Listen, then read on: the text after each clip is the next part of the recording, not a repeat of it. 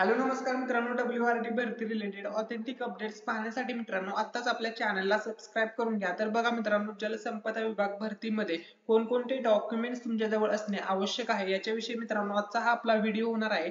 आणि मित्रांनो, जर तुम्ही WRD भरती म्हणजे जलसंपदा विभाग भरतीचा जर कट ऑफचा व्हिडिओ आपला बघितला नसेल, तो व्हिडिओ आपल्या चॅनलवरती अपलोड केलेला आहे. तो व्हिडिओ नक्की मित्रांनो तुम्ही चेकआउट करा.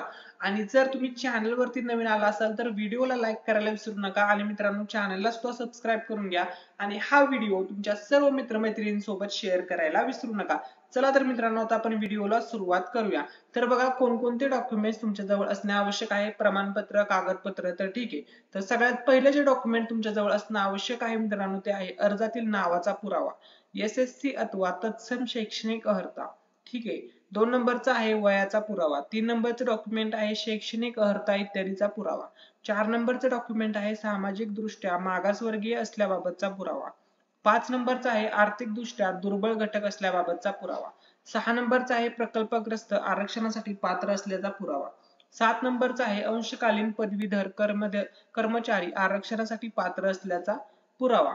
8 नंबरचं डॉक्युमेंट आहे मित्रांनो आराखीव महिला, मागासवर्गीय, खेळाडू, दिव्यांग, माजी सैनिक, अनाथ, प्रकल्पग्रस्त, भूकंपग्रस्त, अंशकालीन पदवीधर कर्मचारी आरक्षणाचा दावा असल्यास अधिवास प्रमाणपत्राचा पुरावा तुमच्याजवळ असणे आवश्यक आहे. 9 नंबरचं डॉक्युमेंट आहे लहान कुटुंबाचे प्रतिज्ञापत्र.